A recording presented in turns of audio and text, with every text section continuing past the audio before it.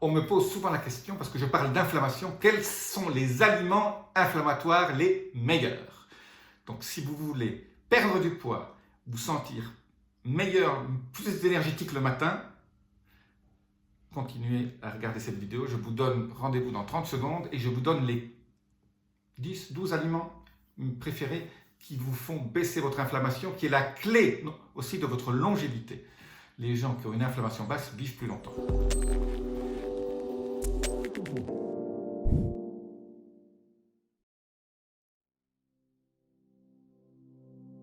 Je suis Jean-Marie Buterlin, je suis expert en rajeunissement longévité et j'aide ma communauté à ajouter de la vie à leurs années et des années à leur vie. Alors je commence, je vais faire une énumération. Alors je ne vous dis pas toujours pourquoi elles sont anti-inflammatoires, quels sont les composés. Mais prenez juste note, prenez une petite feuille de papier et inscrivez ça sur un petit bout de papier. Vous n'allez pas le regretter. Et chaque fois que vous faites votre course, veillez ça sur vous et privilégiez ces aliments dont je vous parle.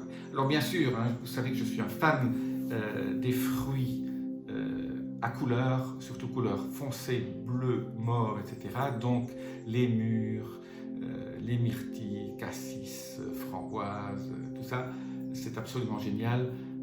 Ça contient des polyphénols et d'autres bioflavonoïdes qui sont absolument géniaux pour faire baisser l'inflammation. La deuxième chose, c'est la catégorie d'aliments aussi dont je parle très souvent, ce sont les poissons gras, surtout les petits poissons gras. Je les rappelle, c'est toujours le trio infernal que je dis, c'est l'anchois, le maquereau et la sardine. Voilà, quand vous êtes aux aliments poissons, privilégiez ça. Vous pouvez manger aussi, bien sûr, de la sèche, du bar, etc. Mais pour votre santé, si vous aimez un de ces trois-là, ou les trois,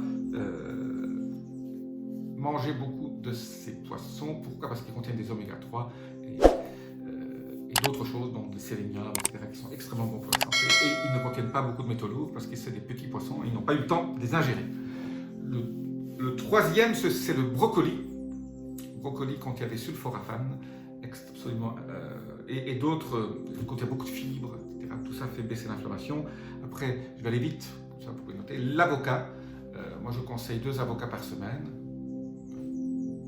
L'avocat a d'autres propriétés extrêmement bonnes, contient beaucoup de vitamines, vitamine E, beaucoup de minéraux, mais aussi donc, très inflammatoire. Le thé vert, bien sûr, pas le thé en sachet, achetez le thé vert en vrac. Ou alors en poudre, le matcha. Je suis un très grand fan du matcha. Si vous voulez voir mon rituel du matin, j'ai fait une vidéo sur le rituel du matin qui contient du matcha et d'autres choses dans ce thé. Les poivrons sont très anti-inflammatoires, surtout rouges.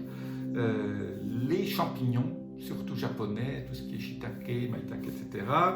Le curcuma, le roi du condiment inflammatoire, le curcuma. Alors le curcuma, bon, le problème c'est que il contient de la curcumine et il n'y en a pas toujours beaucoup quand vous faites juste des plats type un peu asiatique ou un peu indien.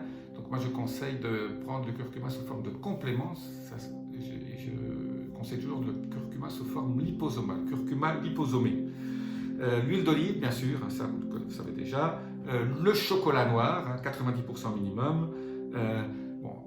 Pour rajouter les tomates, bien que les tomates, c'est un peu l'aspect Dr Jekyll et Mr Hyde, ça contient de la lectine qui n'est pas toujours très bon, donc pelez les tomates. Et puis des cerises. Cerises, ça fait partie un peu de ces fruits rouges qui contiennent aussi beaucoup non seulement du polyphénol, mais aussi d'autres vitamines et minéraux qui sont anti-inflammatoires. Voilà, il y en a encore d'autres, mais voilà déjà une bonne liste pour vous. Rappelez-vous ces aliments, surtout les poissons, l'avocat, très important pour vivre une longue vie et en pleine forme. Si vous avez aimé cette vidéo, laissez-moi vos commentaires, appuyez sur le bouton notification et abonnement, etc. Namasté.